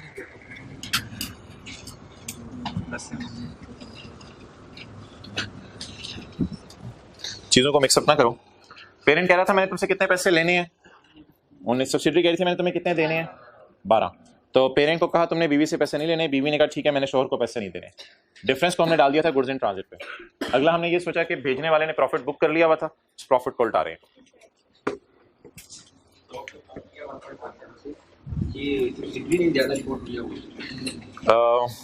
ये या फिर इसमें डिटेल में आप लोग चले जाते हैं। अच्छा मैंने बताया क्या और ये लोग क्या सुनना चाह रहे हैं, इधर देखें। मैंने ये कहा है कि आपने बस प्रॉफिट को रिवर्स कर देना है, और मैंने कहा प्रॉफिट को रिवर्स करने की वही entry CRE debit stock credit. अब ये पूछ रहे हैं कि ये जो स्टॉक है पेरेंट की किताबों में पड़ा हुआ है या सब्सिडरी की किताबों में पड़ा हुआ है, आप किसकी किताबों से काम कर रहे हैं? मैंने कहा हुआ है बैलेंस शीट में ऐसा सोचा ही ना करें। और अगर आप फिर भी सुनना चाह रहे हैं तो आज सुन लें ना, पेरेंट की बैलेंस शीट में ये स्टॉक पड़ा हुआ था फिजिकल काउंट करते हुए उधर से जा चुका था, ना सब्सिडरी की बैलेंस शीट में ये स्टॉक पड़ा हुआ था उधर पहुंचा नहीं था, ये स्टॉक रास्ते में था, इसलिए हमने बैलेंस शीट में खुद डाला। लेकिन ये सेलिंग प्राइस पे है, इसमें से प्रॉफिट रिवर्स कर देंगे ताकि ये कॉस्ट पे आ जाए। तो इस वजह से इसको ऐसे करते हैं। बहरहाल छोड़ें, सादा सी बात जो मैंने बताई है यार, वो तो बात सादा सी थी, वो मैंने आपको हैंड पेज पे दिखा दी थी, हैंड पेज पे दिखा दी थी। क्या आपस का डेटर क्रेडिटर खत्म करें, बैलेंसिंग क्या आ जाया करेगा, और गुड्स इन ट्रांजिट को बस उसी तरह उल्टा दिया करें आपस का प्रॉफिट। ओके अच्छा यहां पे खड़े होकर ना मैं जरा क्लोज कर देता हूं सवाल को वर्किंग वन के एतबार से, ताकि गुडविल जरा कल वाली रिवाइज हो जाए। गुडविल देख रहे हैं आज किस साइड पे आ रही है? आज भी नेगेटिव गुडविल आ रही है जी। इक्विटी बताएं 410 और इधर क्या पड़ा हुआ है 400, 420 है, इधर 420 है और इधर क्या पड़ा हुआ है 400 जी। अब बता दें गुडविल क्या आ रही है? नेगेटिव गुडविल आ रही है 20। आमतौर पे आपको पता है गुडविल इधर आती थी, क्यों? Adjustment account credit goodwill debit तो एसेट होती थी, आज नेगेटिव गुडविल है। इसको आपने लेके जाना है खुशी, सस्ती चीज मिली, इसको खुशी में लेके जाना है, लेकिन खुशी को रिकॉर्ड करें सीआरई में। बोले जी एंट्री सीआरई में ले जाएं, बस कोई एंट्री नहीं, एडजस्टमेंट डेबिट सीआरई क्रेडिट। 100% कल वाली एंट्री होमवर्क में भी शायद इसी तरह था, होमवर्क में भी था नेगेटिव गुडविल थी। नहीं किया ना चेहरे से पता, कुछ लोगों के चेहरे बहुत अच्छा। एडजस्टमेंट अकाउंट डेबिट, अच्छा ये बैलेंस शीट में नहीं आप जाने, ये जगह खाली की खाली ही रह जानी है जी। कितनी? सीआरई ने जरा से पंगा लिया, छेड़ाखानी की। सीआरई ने कहा इधर किधर, और गुडविल तू तो इधर होती थी, तू कहां से मेरे पास आ गई, तू तो घूमते घूमते मेरे पास पहुंची हुई गुडविल। मैं कहा छोड़ पर अपना नहीं बताना, मुझे जगह दे दे। मैं कहा हाँ चल ठीक है बैठ जा। तो लेकिन अगर इधर आती है गुडविल तो फिर गुडविल कहती है चल बस इधर से सीआरई को, मैं बैलेंस शीट में जा रहा हूं।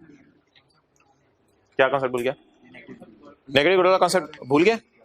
तो उसमें आप सादा सी बात करो, नहीं, एक आधा मिनट, सादा सी बात। आपने 50 रुपए सऊदी किंग को दिए, फर्ज करो एनसीए नहीं है, और जो सब्सिडरी की वर्थ थी वो थी उस वक्त, ये जनरल एंट्री जो मैंने समझाई थी, सब्सिडरी की उस वक्त वर्थ थी वो थी 60। तो बोलो 60 वाली चीज आपको कितने में मिली? 50 में। तो आपको कितने की खुशी हुई? इस 10 की खुशी को मैंने कहा था पॉजिटिव गुडविल ना करो, इसको अदर इनकम में डाल दो। लेकिन पहली 2 क्लासों में मैंने जनरल एंट्रीज करवाई थी, अब जनरल एंट्रीज खत्म करवा दी है, वर्किंग 1 करवाई जाती है इसकी जगह। तो 50 वाली 60 वाली चीज अगर 50 में मिले तो 10 की खुशी। ओके,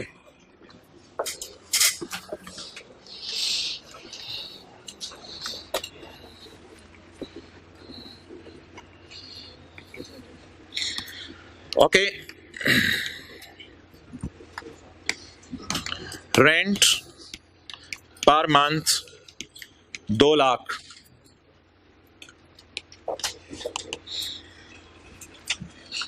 पेरेंट ने सब्सिडरी को कहा, इधर देखिए, पेरेंट ने सब्सिडरी को कहा सब्सिडरी मेरा ऊपर वाला पोर्शन खाली है। सब्सिडरी ने कहा, पेरेंट ने कहा नहीं, तू दिल परेशान है। पेरेंट ने कहा मेरा ऊपर वाला पोर्शन खाली है, तो यूफन को खंबा शंबा लगाना है, तुम्हारी मर्जी है, तुम इधर लैंड लोन खरीदते रहती हो, खंबे लगाती रहती हो, तो छत खाली है, खंबा खंबा लगाने तो आ जाए, मैं आपसे किराया ले लूंगी बस, ठीक है। तो अब बीवी जो है वो शोहर की छत पे आके क्या लगाने लगी है? खंबा लगाने लगी है। अच्छा, तो शोहर ने बीवी को बिल्डिंग किराए पे दे दी, शोहर ने बीवी को बिल्डिंग किराए पे दे दी, लेकिन बीवी ने कहा 2 महीने के एंड पे फिलहाल मैं नहीं किराया दूंगी, मैं नहीं दूंगी, फिलहाल मैं नहीं किराया दूंगी, दे दूंगी इंशाल्लाह दे दूंगी, लेकिन फिलहाल मेरे पास पैसे नहीं है। तो बताइए कितने महीने का किराया बनता है? जगह नवंबर को किराए पे दिया है 2 महीने का, तो शोहर ने बीवी को बिल्डिंग किराए पे दे दी, तो शोहर का यहां खड़े होकर कितने महीने का किराया लेने का हक है? 2 महीने का। रिसीवेबल में कितना पड़ा होगा? 4 लाख। रिसीवेबल में कितना पड़ा होगा? 4 लाख। और सब्सिडरी की किताबों में पेएबल में 4 लाख। क्या इसको मैं सेफली कह सकता हूं आपस का रिसीवेबल पेएबल? कोई मसला तो नहीं, आपस का रिसीवेबल पेएबल। तो आपस के रिसीवेबल पेएबल तो बहुत सारे हो सकते हैं, ये भी एक आपस का रिसीवेबल पेएबल है। आप बता दें, पेरेंट की सेपरेट फाइनेंशियल स्टेटमेंट्स में 4 रुपए का रिसीवेबल नजर आ रहा होगा, रिसीवेबल किराया from subsidiary in respect of छत प्रोवाइडेड, तो रिसीवेबल आ रहा होगा 4 का। और सब्सिडरी क्या कह रही होगी? रेंट पेएबल टू यू, क्योंकि सब्सिडरी को आप किसी और को तो किराया नहीं देना, रेंट पेएबल टू यू, आपको 4 मिलियन मैंने किराया देना है। तो एक की किताबों में रिसीवेबल आ रहा होगा, दूसरे की किताबों में पेएबल आ रहा होगा, इनको आपस में कैंसिल कर देंगे। एंट्री क्या होगी कैंसिल करने की? पहले रिसीवेबल वाले को कहेंगे तुम तो पैसे ना ले, रिसीवेबल क्रेडिट, बीवी ऑटो पे लगी होगी, क्या कहेगी? Payable debit. आखिरी बात, लोन कितना है? 30 रुपए का, 30 मिलियन का लोन दिया मैंने देखा था, इस 30 पे कोई ना कोई इंटरेस्ट भी होगा। अगर तो इंटरेस्ट दे चुके हैं तो फिर तो कोई मसला नहीं, कैश आ गया चला गया। लेकिन अगर अभी तक इंटरेस्ट देना है तो उधार लिया किसने हुआ? जरा मुझे सोच के बताएं सवाल से देख के। लोन ग्रांटेड टू सब्सिडरी है, तो उधार देने वाला कौन है? पेरेंट। और उधार लिया किसने हुआ है? क्या कोई पॉसिबिलिटी पेपर में आ सकती है कि इसके इंटरेस्ट रिसीवेबल पेएबल भी हो? अच्छा, रिसीवेबल पेएबल की टेंशन लेनी है या जितना दे दिया उसकी टेंशन लेनी है? रिसीवेबल पेएबल की टेंशन लेनी है। अगर इस सवाल में सब्सिडरी को हम किराए पे देते सितंबर अक्टूबर नवंबर, इसका किराया आ गया होता और खाली दिसंबर का किराया रहता होता, तो फिर कितने महीने का एक दूसरे ने एक दूसरे को दे दिया होता? सितंबर अक्टूबर नवंबर का। बैलेंस शीट में टेंशन किसकी होती है हमें? रिसीवेबल्स और पेएबल्स की। तो दिसंबर के महीने का सिर्फ होता। फिर उसे लोन एग्रीमेंट देखना पड़ेगा कि 6-6 महीने का किराया पे हो रहा है, सॉरी इंटरेस्ट 6-6 महीने का इंटरेस्ट पे हो रहा है, या साल का इंटरेस्ट पे हो रहा है, या क्वार्टर का पे हो रहा है। तो जितने का पेएबल होगा ना, सिर्फ उससे खेलना है आपने, क्योंकि बैलेंस शीट में डेटर क्रेडिटर की टेंशन होती है, रिसीवेबल पेएबल की टेंशन होती है। Long term loan was granted to DL on जकम जुलाई 13। लॉन्ग टर्म लोन कितने का? ऑफ 30। वो तो सवाल के टॉप पे अवेलेबल है ना, क्योंकि इस पे ना परसेंटेजेस लगानी है मैंने, इसलिए लोन तो पता होना चाहिए मुझे। Long term loan was granted on साल का पहला दिन। लॉन्ग टर्म लोन हमने दिया उसे साल के पहले दिन। ये लोन का प्रिंसिपल कब वापस होगा?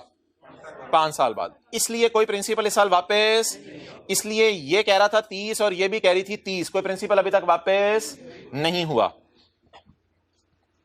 And carries interest at the rate of payable on यकम जनवरी एंड यकम जुलाई ईच ईयर। ये इंटरेस्ट पेएबल कब है? यकम जनवरी और यकम जुलाई। कब कब? हर साल। अगर मैं हर 6 महीने बाद, अगर मैं 30 जून 14 पे खड़े होकर देखूं तो मुझे बताएं कि इस 6 महीने का और इस 6 महीने का पहला इंटरेस्ट कब पे होने? यकम जनवरी को। तो यकम जुलाई 13, यहां से लेके यहां तक का इंटरेस्ट यकम जनवरी को पे हो चुका है। क्या ये बैलेंस शीट में रिसीवेबल पेएबल के तौर पे खड़ा होगा या नहीं खड़ा होगा? अच्छा, मैं ये बातें कहां कर रहा हूं? ये बातें मैं यहां पे खड़े होकर कर रहा हूं 30/14 पे। क्या येलो वाले अरसे का इंटरेस्ट 30 जून की रात को पे हो गया है या अगले दिन पे होना है? असल में इसमें होता है कि 6 महीने का इंटरेस्ट आप पे कर देते हैं 7वें महीने के पहले दिन, और 12 महीने में से आखिरी 6 महीने का इंटरेस्ट पे कर देते हैं 13वें महीने के पहले दिन, यानी अगले साल के पहले दिन। तो एग्रीमेंट मुझे ये बता रहा है, काश अगर इधर 30 जून लिखा होता ना तो मैं इस एडजस्टमेंट को इग्नोर कर देता कि रिसीवेबल पेएबल्स में कोई टेंशन ही नहीं है। लेकिन अभी अच्छा, ओहो, कुछ बच्चे क्लास के बाद आते कहते हैं सर, कहते हैं ये दोनों ही पेएबल है सर, ये दोनों ही पेएबल है। ओ भाई तेरी मेहरबानी, खुदा के लिए इतना बड़ा ब्लंडर ना मारो और इस अल्फाज को उस तरह ना पढ़ा करो जिस तरह दिखने में लग रहे हो, कोई अकल भी लगा लिया करो। सर ये तो दोनों मुझे पेएबल लग रहे हैं। ऐसे भी फिरके पैदा हो गए हैं बच्चों के। और ये इसका मतलब होता है रेंट एग्रीमेंट में लिखा हुआ है कि पेएबल हुआ करेगा यकम जनवरी को और पेएबल हुआ करेगा यकम जुलाई को। ये इंटरेस्ट एग्रीमेंट में लिखा हुआ है। तो इंटरेस्ट एग्रीमेंट में लिखा हुआ है कि इसका पे हुआ करेगा यकम जनवरी को और हो गया होगा। और फिर ये जो यकम जुलाई को पे होना है ये किस 6 महीने का होना है? इस 6 महीने का। अब अगर मैं रिसीवेबल और पेएबल को दोनों की बैलेंस शीट से, अच्छा हम अज्यूम करेंगे दोनों ने सेपरेट फाइनेंशियल स्टेटमेंट में सही एंट्रीज कर ली हैं, अनलेस के सवाल कुछ और बता दे। तो दोनों ने सेपरेट फाइनेंशियल स्टेटमेंट्स में सब सही एंट्रीज कर ली हैं। अब सिर्फ मसला क्या है यहां खड़े होके कि शोहर क्या कह रहा होगा, मैंने तेरे से 6 महीने के इंटरेस्ट अभी तक लेना है। बीवी कहेगी इंशाल्लाह अगले साल के पहले दिन मैंने तुझे देना है ये इंटरेस्ट। शोहर कह रहा होगा इसका मतलब है साल के एंड पे तो तूने देना है ना, देबल है ना, पेएबल कर लें, देबल कर लें, जो भी है पेएबल है ना। तो शोहर की नजर में येलो वाली लाइन इंपॉर्टेंट है कि ये वाला अभी तक मैंने इंटरेस्ट इससे लेना है, और बीवी की नजर में भी येलो वाली लाइन परेशानी वाली बात है कि इतने महीने का इंटरेस्ट मैंने अभी देना है। तो अब आप बता दें सिंपल सा, सिर्फ लोन की अमाउंट 30, रेट, लेकिन ये रेट साल का है। मुझे रिसीवेबल पेएबल के एतबार से सिर्फ कितने महीने की टेंशन है? 6 महीने की टेंशन है। अगर क्वार्टरली होता तो शायद 3 महीने की टेंशन होती, लेकिन फिलहाल हमें 6 महीने की टेंशन है। 1.8 को पकड़ के 2 जगहों से फारिग कर दें। किसके करंट एसेट्स में पड़ा होगा इंटरेस्ट रिसीवेबल? पेरेंट। क्या मेरे पास जगह नहीं बची तो मैं थोड़ा सा नीचे कर लेता हूं। 1.8 पेरेंट के इधर से फारिग कर दें और सब्सिडरी की लायबिलिटीज से फारिग कर दें। सवाल मुकम्मल हुआ। उस 30 को मैं करता हूं। ये क्या है? Interest receivable. रिकॉर्ड हो रहा है, कैंसिल हो रहा है? सेपरेट में रिकॉर्ड हो चुका होगा। और ये क्या है? Interest payable. रिकॉर्ड हो रहा है, कैंसिल हो रहा है? कैंसिल हो रहा है। डन। तो ठीक है, अब जो नहीं हमने आज एडजस्टमेंट्स पढ़ी हैं उनको अगली क्लास के शुरू में आके 5 मिनट देंगे, तो क्लास 40 पे पूरे आ जाया करें सारे। अच्छा, लोन रिसीवेबल्स भी तो खत्म करें ना। लोन, दूध आपने मलाई आपस की कैंसिल कर दी है दूध के ऊपर, दूध अभी तक उधर ही पड़ा है, तो लोन रिसीवेबल भी खत्म करें। -30 और -30 बेहतर है, प्रेजेंटेशन के लिए कर दो आप। अच्छा जी, ये किस किस को देने? ओहो सर, ये तो अब घिसी पिटी बातें शुरू हो गई। चलो ठीक है, करने दो अब मुझे। बहरहाल ये किस किस को बांटना है आपने? लगे में फिक्र नहीं बोल रहे तो मैंने मार्कर रखा हुआ है। इनटू वो किधर गया है इशारे वाला? इशारे वाला क्यों बोल रहे हो यार? इतना बोलो। Carry down 377.58।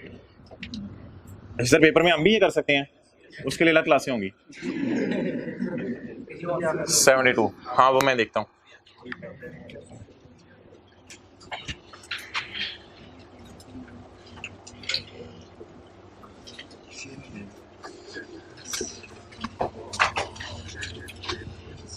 आप लोगों का मूड नहीं फिगर्स लिखवाने का। 230 645.75 9 point 82.37 माइनस 1.8 भी किया। ये सही है कितना 980.0। ऑनलाइन वाला सोच रहे हैं मैं 10-16 नहीं हो रही मेरे कल ना किस तरह की कैलकुलेशन हो भाई प्लस माइनस कर रहे हैं ये लोग -19 + 7 -1.17 -1.8 162.78 मेहरबानी 376.1625.78 लोन पेबल 200 अच्छा टोटल फिर भी टैली है हाँ 200 कड्डो भाईजान बॉल पेंट मुंह चो कड्डो। अच्छा नहीं कोई नहीं वो बैकअप पे रखी होती है ना आपने जरा सीम लगे होते हैं बॉल पेंट पे। ओके बच्चों को तो हाँ वर्किंग एट दिखाने के भाईजान अलग पैसे हैं। वर्किंग एट कौन सी थी वो तो मिटा दी हुई है। वर्किंग एट कौन सी थी पता नहीं। ओके रिवाइंड करके देख लो। अच्छा यार ये आई कैप का पेपर देख लें ऑटम 2021 का जो सोल्यूशन है कंसोलिडेशन का। इसमें ये बैलेंस शीट बनी हुई है आई कैप के सोल्यूशन में। भाई एक मिनट इधर नजर मारेंगे यार बाद में नोट कर ली। इसने को पता नहीं मुझे नहीं पता इसे करनी चाहिए। नॉन करंट करंट के खास ख्याल नहीं रखा हुआ एसेट्स का लफ्ज लिखा हुआ है लेकिन इधर नॉन करंट आना चाहिए इधर करंट आना चाहिए। इक्विटी एंड लायबिलिटीज एक ही हेडिंग दे दी है। फिर उसमें share capital share premium CRE NCI liabilities. अच्छा ये ना असल में ये टी अकाउंट्स नहीं बनाता आई कैप। कैलकुलेशन ऑफ गुडविल इसने की है वर्किंग 1 टाइप कोई चीज और वर्किंग 1 और 2 जो करते हैं ना उसकी जगह हम वर्किंग 1 ही कर देते हैं खाली। फिर इसने CRE की जो वर्किंग की है तो उसको CRE नहीं लिखा इसने CRE नहीं लिखा। ये टी अकाउंट नहीं बनाता स्टेटमेंट फॉर्म में करता है चीजें CRE पूरा लिखा है और नीचे भी वो चीजें पूरी लिख रहे हैं इम्पेयरमेंट ऑफ गुडविल और ये चीजें तो आपको नहीं शायद पता अनरियलाइज्ड गेन ऑन डिस्पोजल ये सारी चीजें लिख रहे हैं और NCI भी इसने पूरा लिखा है और नीचे जो चीजें लिखी हैं वो भी पूरी लिखी हैं तो पूरा लिख रहा है। मुझे नहीं नजर आ रहा कहीं एक भी उसने एब्रीविएशन यूज की हो सिवाय AL और सब्सिडरी और पेरेंट का नाम। चलें जी ओवर। अब होमवर्क में अगला सवाल इससे जो नीचे वाला